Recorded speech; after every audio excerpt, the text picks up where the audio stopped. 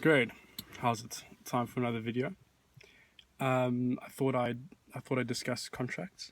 I've recently been dealing with a whole bunch of first-time buyers, which is always fun to see the excitement, the nervousness, the worry that comes with doing a contract. And I just touch on basically contract law, understanding what a contract is, why do we have contracts, and the ramifications of cancelling a contract and all those different things that come with the territory. So, what is a contract? It's basically an agreement between parties. It can be 2 parties, 3 parties, 4 parties, however many people there are privy to the contract, but usually it's between two. And for the context of this video, dealing with buyers and sellers, it's usually two. But that doesn't mean that they're the only ones to benefit from the contract. That's a whole different thing. And the main worry that comes around a contract is that it's binding. It's that you're doing a piece of paper that is now, this is it. This is now the real thing. And it's also the only reason I ever take written offers is that it's very easy to give me a call and say, hey, Luke, I'll offer you 2 mil on that property. But it's very different to write down on a piece of paper 2 million rand only. That kind of mindset's very different. And the mindset is very important when entering into a contract and into a sale, because it takes me 30 seconds to give you a call, but it takes like 40 minutes to sit down and do the paperwork. And there needs to be that kind of buy-in. Otherwise, you're not very serious about purchasing a property. So that's why I always take written offers, side note. But a contract. So why is a contract nerve-wracking? Why do people get so nervous about writing a contract? Is because there are ramifications. It's a legally binding document. And most contracts, when dealing with, for instance, Rawson Properties, we have a very set out contract that obviously everything is very much reason why it's there. It's because in the past, this has cost the company, this has cost sellers, this has cost buyers. So that's why we have everything in there. When drafting your own contracts and dealing with attorneys, that's very, very grey area that I don't recommend you keep going into. But listen, if you know your stuff, you know your stuff. So contracts, getting back to what it is. So it's an agreement between 2 parties. And inside a contract, there's a couple things that are very important. Obviously, it must first state what's the reason for it. Why are you doing it? So, for instance, when it's a property, it's the sale of a property. So it's very important to stipulate the property and which property it is. Secondly, the purchase price. There needs to be an agreed upon price inside of this contract. In other contracts, it will be an employment, it will be benefits, it will be an emerger, it will be purchase price via share. There's different things, but obviously sticking to the property one is that first thing is the property that we're buying, so we know what we're buying. Then it's the price, so that we know what the price is, so that everyone can agree on because obviously it's the most important thing.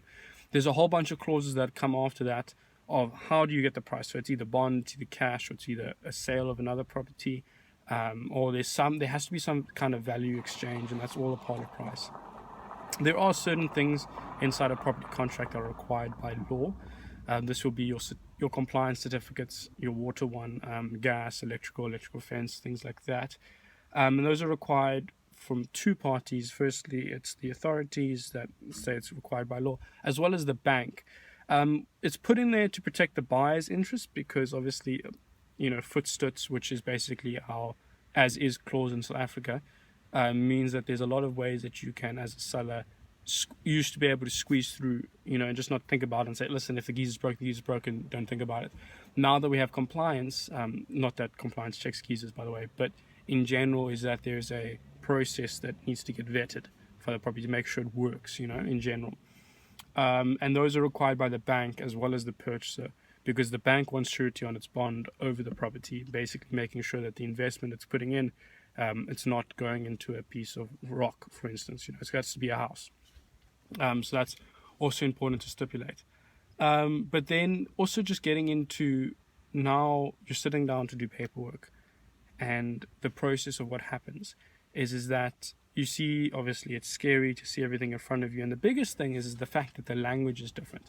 Is that a contract, once understood, like I understand it, is very easy. It's just like, everything makes sense to me.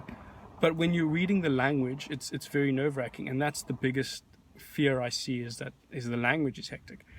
But the reason why the language is hectic or dense or not very clear in normal English is because it can't allow for any nuances. And what does that mean? Is that when you have a grey area or a nuance inside of a contract, it means it's not very binding because it's not clearly stated what that meant. Is that there's an argument to be made that that could have been misinterpreted. And if there's an argument to be made that that was misinterpreted, it falls, then the contract becomes unbinding because it's like, oh, well, that wasn't what you meant. And the guy's like, no, that is what I meant. You know is what I meant. But the guy's like, no, but that's not what's written. And that's the most important thing, is that we don't record conversations, and therefore, and because there's so many things that can go wrong in the explanation of something, that it's very important to understand what's written on that piece of paper. So I highly recommend dabbling a little bit in contract law as any kind of person ever, because understanding what it means on that piece of paper is very important, because usually the person on the other side of the table, for instance, if it's your employer and stuff like that, they don't want you to ask the tough questions of what does this actually mean. So I highly recommend you doing that. Separate situation. But getting back to the property. So important things if you're buying a property to keep in mind, it's okay, cool, purchase price, the property is the property that I'm buying, the compliance certificates, things that I want done, things that I feel that should be allowed on the property, fixtures and fittings, things that should be left, things that should be taken away. Just understanding those things, just so you know what you're getting. And then the last one, which I can't believe most people don't understand, is expiry. Your offer needs to expire. All right. The reason is that if you don't put an expiry in your agreement, in your offer to purchase, technically it can be left open for months and months and months, which means 8 months go by, you buy another property. All of a sudden, the seller gives you a ring. Hi, I've accepted your offer. Let's go with it. But I bought another place. But the offer didn't expire. So legally, it's still there. And now, obviously, realistically, it becomes very hard to fulfill that offer, because obviously it was never. There's arguments to be made. But that is something that can happen. And so it's very important, if you're a buyer and you're looking for other things, to put an expiry, because you also need to know when you can buy something else. Is that if you put an offer in the last 2 weeks, right? But now the third day you see something else you're interested in, you go view it and it's the perfect house, and you realize this is the one I want. But there's someone else that's going to purchase the second property, and you put an offer there, all right? And then both those offers get accepted, is that now you're liable for 2 properties, all right? So also, if you're putting an offer in on another property, know when it expires so that you can start looking for something else, right? Because it becomes so dangerous. And there's people that do this, and it's very dangerous and emotionally hurting, because now the seller's finally made the decision to accept it, and it's a good price, and then all of a sudden, people are trying to pull out. All right, very important to understand that. Is know when an offer starts and know when it closes, and then understand the language. And I highly recommend you getting an attorney friend or an estate agent or someone who understands contract, just to go through a contract with you in general, so that you can ask those kind of questions regarding an agreement of sale, offer to purchase, or an employment contract. Don't sign anything you don't understand. As someone who's done that a couple times, one too many. Just don't do that. You're gonna cause yourself so much problems down the line. Sign things you understand, and if you don't understand, keep asking questions until you do. And if you never do, then you probably shouldn't be signing the contract anyway. That's my 2 cents on contract, a little bit about the sale process.